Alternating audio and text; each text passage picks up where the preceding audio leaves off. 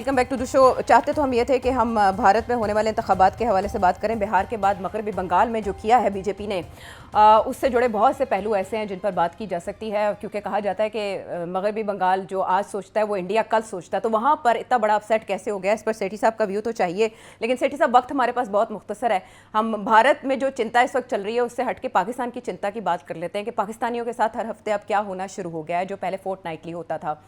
वो है petrol prices में इजाफा। सबसे बड़ी काविश जो इस जंग को रुकवाने में कर रहे हैं या उसको रोक के रखने में कर रहा है वो पाकिस्तान कर रहा है। लेकिन पूरे खित्ते में अगर कीमतें आसमान पे जा रही हैं तो वो सिर्फ हमारी जा रही हैं, यानी हमने इतना सा भी फ़ायदा नहीं लिया इसमें मीडिएटर का किरदार अदा करने के बाद।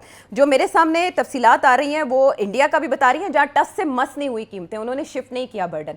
मिफ्ता इस्माइल साहब ट्वीट करके बता रहे हैं कि लेवी कितनी ले रही है गवर्नमेंट अब पाकिस्तानियों से, यानी कोई खौफ ही नहीं है उनको कि कोई रद्द अमल आएगा, आवाम को एहतजाज करेगी, हर हफ्ते एक नया बॉम्ब। सेठ साहब, इतना क्यों ज़रूरी हो गया इस हुकूमत के लिए कि वो जो FVR में टारगेट्स पूरे नहीं हो रहे वो इस तरह से अवाम पे शिफ्ट करें, और क्यों उन्हें कोई खौफ नहीं है कि अवामी रद्द अमल आ सकता है?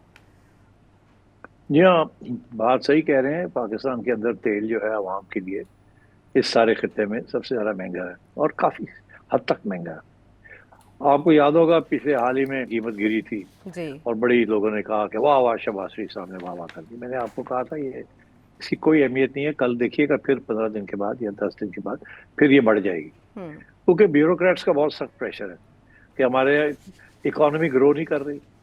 अगर इकोनॉमी ग्रो नहीं करेगी तो टैक्स कहाँ से कराएगा? टैक्स तो आता है अगर प्रॉफिट्स बढ़े, ग्रोथ हो तो टैक्स बढ़ता है। मगर अगर ग्रोथ ही नहीं है, सारा भट्ठा बैठा हुआ है, तो पैसे पूरे कहाँ से होंगे टैक्स के?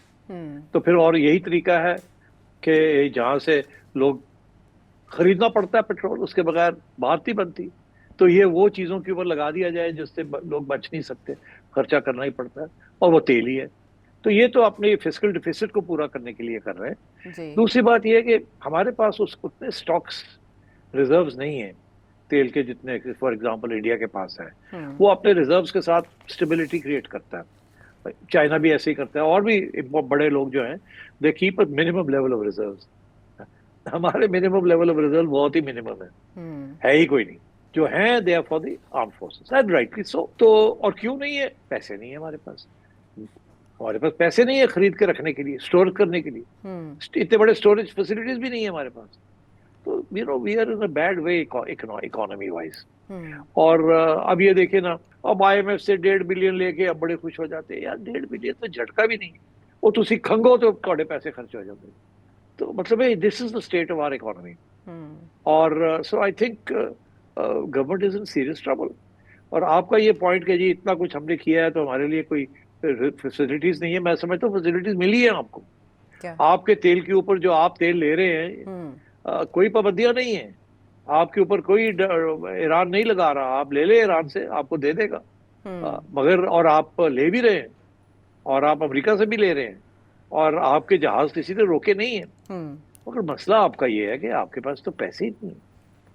तो आप इस वक्त ये जो कीमतें बढ़ा रहे हैं, this is nothing to do with shortage.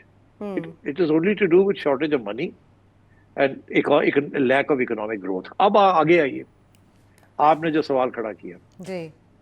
क्या इनको फिक्र नहीं है कि अवाम जो है उसके ऊपर इतना बोझ डालेंगे? आप भी इनका ये ख्याल है कि we have so much power.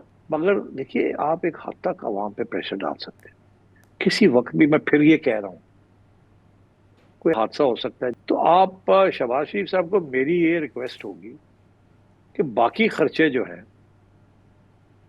और बहुत से हैं जिसको मैं आइडेंटिफाई बहुत दफा कर भी चुका हूँ, फिर भी कर सकता हूँ, अगर आप चाहे तो पूरी एक लिस्ट आपको बना के दे देता हूँ कि आपका क्या क्या खर्चे कम करें, मगर आवाम के ऊपर और बोझ मत डालें। और सबसे ज्यादा बोझ ये बिजली का है और पेट्रोल का है। जी। यहाँ आप जो भी कर सकते हैं आवाम के लिए आपको करना चाहिए, और जो आपका जो शॉर्टफॉल होती है वो कहीं और से पूरा करें। एग्जाम्पल देता हूँ आपको। अभी ये खबरें आ रही हैं कि बेनजीर इनकम सपोर्ट प्रोग्राम, जो कि प्रोविंशियल और फेडरल मिला के कोई 700-800 अरब जी। रुपए के करीब है, तो इनका ये इरादा है चलो जी प्रोविंसेस के वादे कर देते हैं। फेडरल गवर्नमेंट को शॉर्टफॉल हो रही है तो प्रोविंसेस जो है ना ये खुद अपने बजट पे से निकाल के दें। ओके, प्रोविंसेस के पास पैसा है, पंजाब के पास पैसा है, सिंध के पास पैसा है, मगर ये प्रोविंसेस नहीं मानते। पंजाब को तो शायद आप मनवा लें, और पंजाब आपकी अपनी गवर्नमेंट है, सिंध नहीं मानेगा, केपी नहीं मानेगा, वो कहेंगे नहीं, एक एक फेडरल स्कीम है, उसके तहत करना पड़ेगा। तो ये आपस में फेडरल गवर्नमेंट और प्रोविंशियल गवर्नमेंट की लड़ाई झगड़े हो जाएंगे। बाय द वे, जरदारी साहब के साथ जो टेंशन चल रही है इसी किस्म के इश्यूज के ऊपर चल रही है, और केपी के साथ तो पहले दिन से चल रही है। सो मैं ये समझता हूँ कि और भी बड़े इश्यूज हैं जो इनके दे हैव टू रिजॉल्व। और ये जो तेल वाला इश्यू है, इसके ऊपर प्राइम मिनिस्टर साहब शुड थिंक वेरी सीरियसली कि ये तेल प्राइसेस जो है इनको नहीं बढ़ाना चाहिए, इनको गिराना चाहिए, और जो भी गवर्नमेंट की किटी को नुकसान होता है इससे, या शॉर्टफॉल होती है, या कम पैसे मिलते हैं टैक्स से, वो और किसी जगह से पूरे करने चाहिए।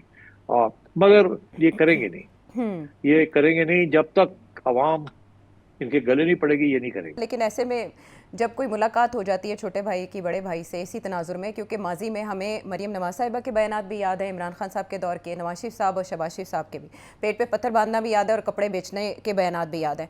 ऐसे में दोनों भाइयों की मुलाकात हुई है, शहबाज शरीफ साहब नवाज शरीफ साहब से मिले हैं और इन्हीं मामलात के ऊपर उन्हें ब्रीफ भी किया गया है। सो यू एक्सपेक्ट के नवाज शरीफ साहब की मुदाखलत से पेट्रोल प्राइसेस कम हो सकती हैं? जी बिल्कुल, नवाज शरीफ साहब फिर भाई को कहेंगे कि ओ यार की करना भी।